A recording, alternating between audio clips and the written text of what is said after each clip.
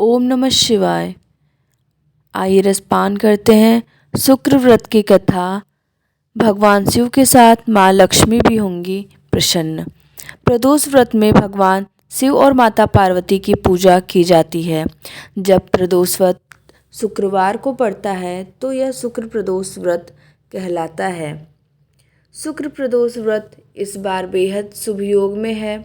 इस दिन धनतेरस का शुभ संयोग होने के साथ ही ग्रह नक्षत्रों का भी विशेष संयोग है।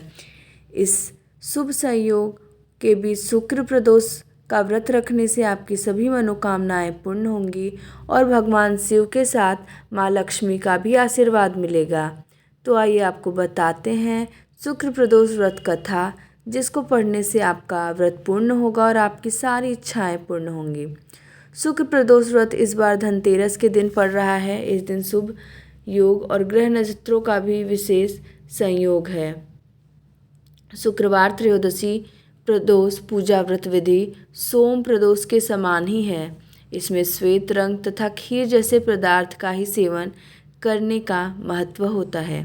तो आइए रसपान करते हैं शुक्र प्रदोष व्रत की कथा का। सूत जी बोले, प्राचीन काल की बात है। एक नगर में 3 मित्र रहते थे। तीनों में ही घनिष्ठ मित्रता थी। उसमें एक राजा का बेटा, दूसरा ब्राह्मण पुत्र, तीसरा सेठ पुत्र था। राजकुमार व ब्राह्मण पुत्र का विवाह हो चुका था। सेठ पुत्र का विवाह के बाद गौना नहीं हुआ था। एक दिन तीनों मित्र आपस में स्त्रियों की चर्चा कर रहे थे। ब्राह्मण पुत्र ने नारियों की प्रशंसा करते हुए कहा, नारीहीन घर भूतों का डेरा होता है। सेठ पुत्र ने यह वचन सुनकर अपनी पत्नी लाने का तुरंत निश्चय किया। सेठ पुत्र अपने घर गया और अपने माता पिता को अपना निश्चय बताया। उन्होंने बेटे से कहा कि शुक्र देवता डूबे हुए हैं। इस दिन बहू बेटियों को उनके घर से विदा कराकर लाना शुभ नहीं, अतः शुक्रोदय के बाद तुम अपनी पत्नी को विदा करा लाना। सेठ पुत्र अपनी जिद पर टस से मस नहीं हुआ और अपनी ससुराल जा पहुंचा।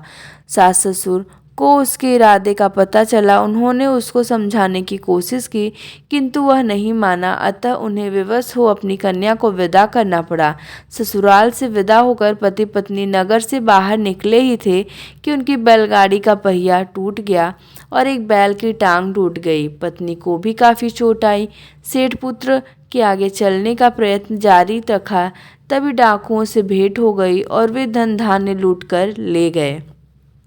सेठ का पुत्र पत्नी सहित रोता पिटता अपने घर पहुंचा। जाते ही उसे सांप ने डस लिया। उसके पिता ने वैद्यों को बुलाया। उन्होंने देखने के बाद घोषणा की कि आपका पुत्र 3 दिन में मर जाएगा। उसी समय इस घटना का पता ब्राह्मण पुत्र को लगा। उसने सेठ से कहा कि आप अपने लड़के को पत्नी सहित बहू के घर वापस भेज दो। यह सारी बाधाएं इस कारण से आई हैं कि आपका पुत्र शुक्रास्त में पत्नी को विदा कर लिया है।